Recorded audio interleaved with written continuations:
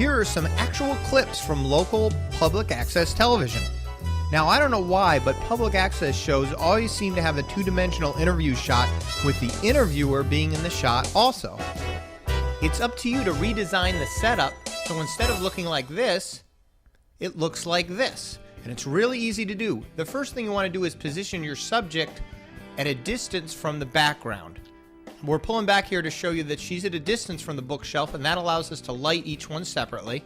The second thing you do is just throw on a gel onto your background light. Light the background with a gel and light the foreground separately. If you watch any of the national broadcast television shows, when they do interviews, they always do it this way, where they put a gel on the light in the background and they use a soft light system on the interviewer to provide a nice even tone. The next thing you want to do is position an item relating to the interview in the background. It could be a book, it could be a photograph, it could be a trophy, something related to what the person is talking about. National television shows use this technique all the time. There's no reason you shouldn't be doing it also. The next thing is optional, and that is to add a hair light. We talked about a hair light earlier in the video, and it can make a big difference. Here's before, and here's after with a hair light. It's an option, but it's up to you. Incorporating all these techniques, separating the background from the foreground, using the soft light, using the gel, putting an image in the corner relating to the topic, all these things national broadcasters do and make a big difference from the before public access and after professional style that you can be proud of.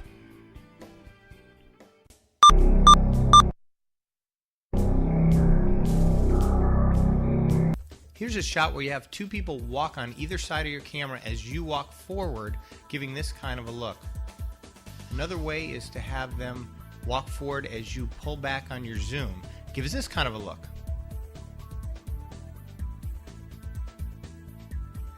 Another type of walk-by to try is walk with the people and then slowly slow down and let them pass you. It looks like this.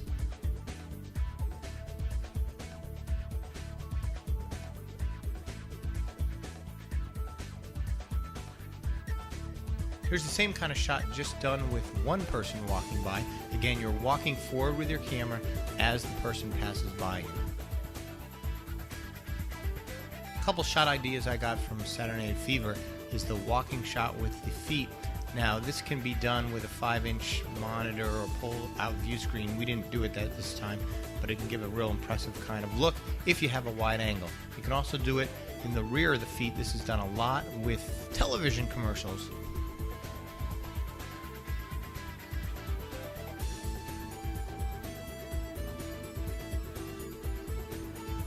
Here's the opposite direction walk by, and this is a difficult one because it's going to happen so fast because you're passing each other at, well, equivalent of twice the speed. Here's a high angle. Just hold the camera up, standing on a chair, and give the illusion that the camera was sort of on the ceiling. The key to all these different shots is making sure you try them when you're not on the job, so when you get to the job you feel real comfortable with them, and it'll really expand your camera creativity.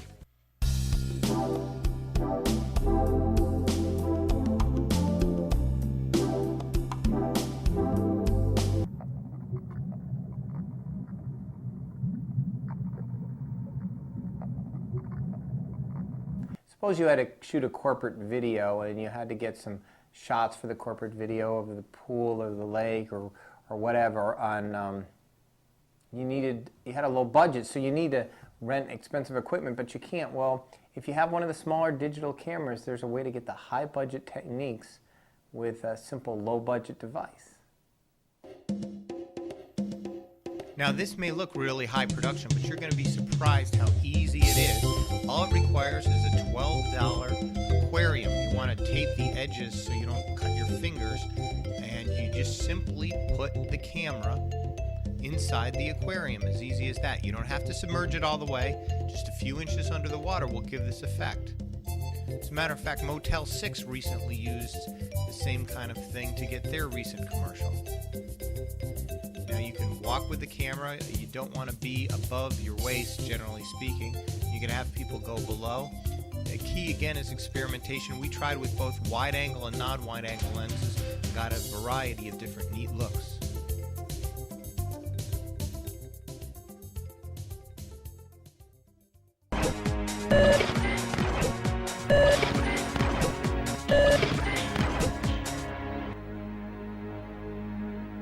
If you're a videographer on a limited budget but want to get that high budget look, all you have to do is add action to the background of your scenes. Here's an example without action, and now here's the same scene with action in the background. As you can see, it adds much more realism and depth to the same scene. Here's another example coming up with two people talking with a plain, boring background. That's been a while, hasn't it?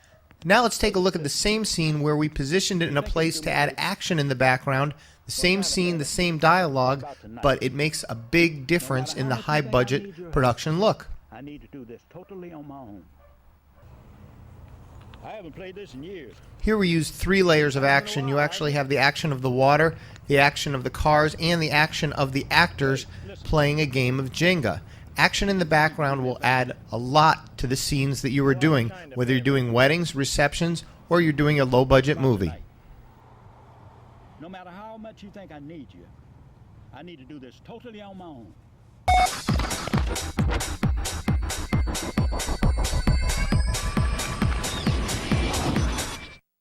Part of being an advanced broadcast camera person is owning a reflector. You may not think it's necessary, but it can make all the difference in the world. You can get one that's silver on one side and gold on the other side. We like the gold for that sunset kind of look, and it makes a big difference. Right now I'm going to show you a couple before and after shots using the gold reflector.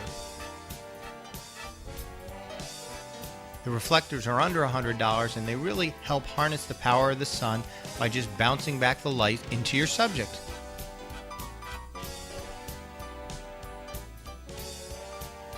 If you've ever been to a commercial shoot, they use these all the time. Another nice thing about them is they can help simulate a really nice warm sunset. If you don't have the $90 reflector, you can get a white card or piece of paper. This one cost us about $3, and here we used it to fill in Art Poland's interview. If you're in the profession of video seriously and you take it seriously, you really need to have one of these reflectors in your bag of tricks.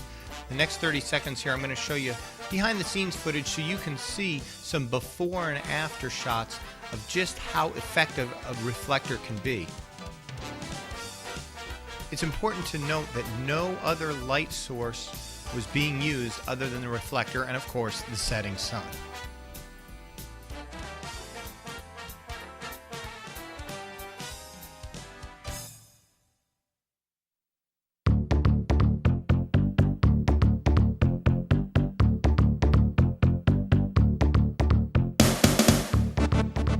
Something that's very important if you're making a video production is sometimes to create conflict. And you can do this whether you're videotaping a wedding event and reception or you're creating your own low or high budget movie. Creating conflict allows the action to continue, a little suspense to continue, and keep the viewer motivated. An example of this would be you could have a scene of just a bridal party leaving the house going to the wedding, or a scene of some people going to the grocery store, a big family for a movie that you're doing. And that kind of scene, just to show people in the car, really is not going to, add much interest. But if you can create some conflict in even the little scenes like that, it'll make the movie or video much more entertaining. For example, when they're leaving the house, instead of just getting a shot of them, 5 people packing the car and leaving the house, you have them running out to the car like they're running late. Getting in the car, they can start driving away and stop and realize maybe they forgot one of their family. You can create more conflict if it was a little bit more of a rush thing to have them forgetting one of their family, grabbing him in the car, and then knocking over a garbage can or a box on the way out the driveway and not stopping. It adds a little humor, it adds conflict. You can also take that same scene and speed it up for a little humorous effect. So whereas normally you just say, okay, I'm going to get the car, people getting in the car and leaving, it'd be much better to have a situation where you're creating some kind of conflict. And if you can do that, not in every scene, but in certainly a lot of your scenes where you can stage them a little, it will add for a much better video production, be much more entertaining also.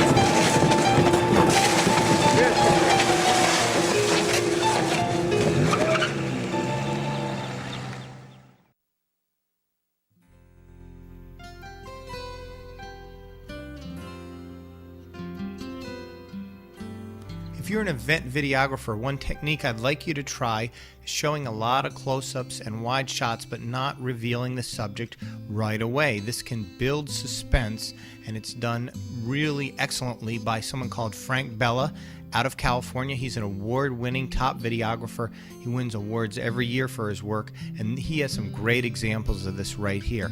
As a matter of fact, I'm going to show you a clip from one of his recent instructional videos so you can see more of what Frank does with this technique.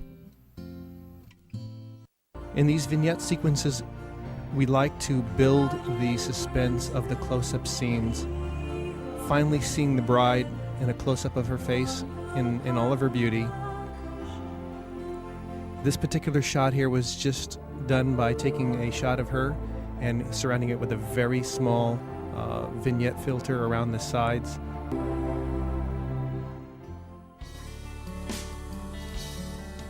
At this time, we'd like to show you more examples of Frank's work. Frank has won awards 5 years in a row from the Wedding and Event Video Association for his work, and he also has an instructional videotape out detailing the different parts of how he does different techniques. You can contact us at Elite Video if you're interested in those videotapes. You'll notice what stands out most with Frank's work is good, solid camera techniques with a focus on portraying emotion, getting it across to the viewer. Very little special effects. It's done tastefully, but again, the good, solid camera technique. If you start with a good camera technique, it's much easier to put out a fantastic production the way Frank does.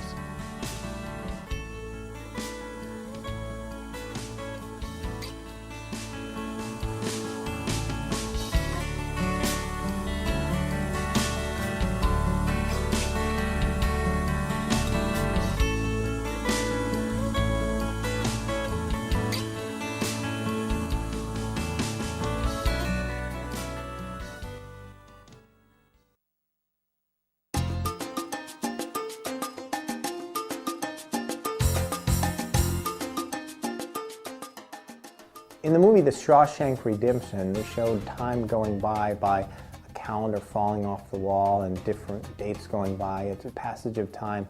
There are other creative ways to show this, to have people looking at their watch, or you can have somebody look at the clock on the wall and it starts spinning forward really fast.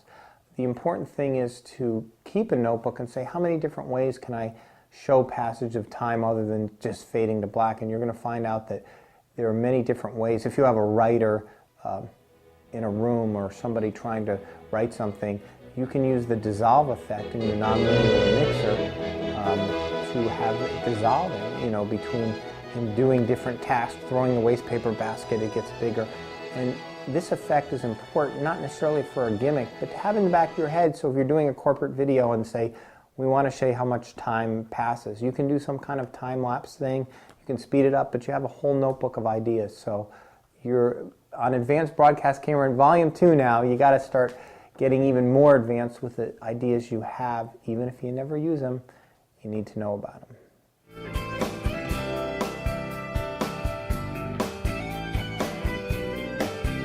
A lot of videographers master the art of videotaping bands, but they don't master the art of doing the sound. Now the sound is very important. It's a real easy three-step process. As an advanced videographer, you really should know. And that is, you want to take sound off the soundboard, but you want to take your own separate mix of sound off the soundboard.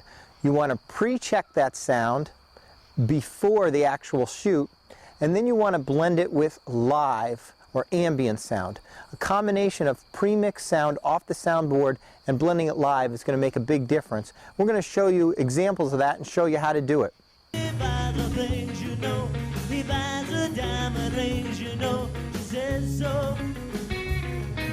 She's in, I wanna hold your hand, I wanna hold your hand. One reason we get such great audio at these kind of jobs is we mix the soundboard mix with a live sound together, and we get there early. We use our own mixer, run a couple mics, and then we play it back for the band to make sure they're happy with the way it sounds. You get a little ambience and you get a little bit of that direct sound. It sounds fantastic.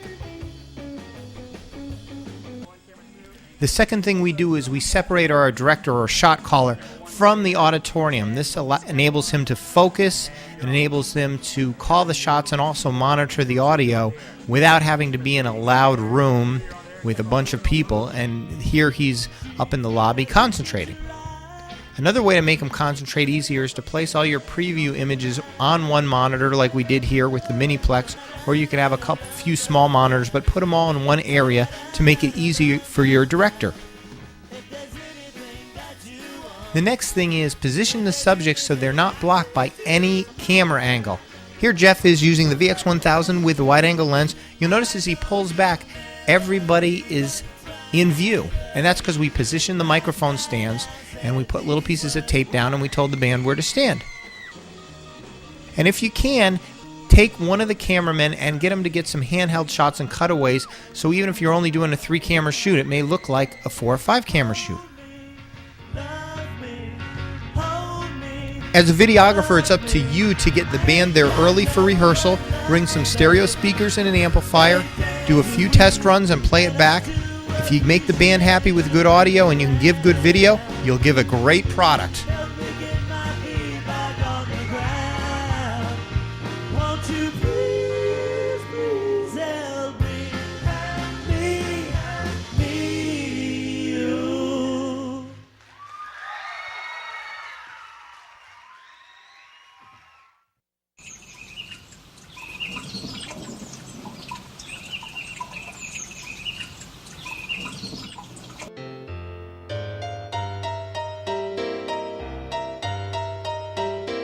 A lot of people would say, well, I want to get a shot in the car of us going over to the reception or wherever.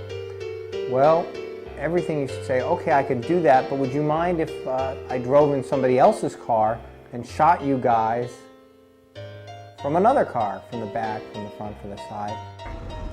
So I get it, you know. Right. And my neighbors, I had it for like a week and a half. My neighbors took me out because he was eating their dog food. So is that a speed limit or a speed suggestion? Let's test that. Let's see. And that's the guy. There you go. It was a suggestion. Nah, I think it was just because, I don't know. Maybe. Here's a shot that people see, wow, these guys, I can hear them in the car, and the car's going in the distance, and they're driving by, and wow, that's neat. I never thought of that. That guy's really creative. And, you know, not scene after scene, but 10 or 12 times during your video, you've done sort of unique selling proposition shots like that, where you take a normal shot normally any videographer would do, just filming in the car, and do it differently, and add to it.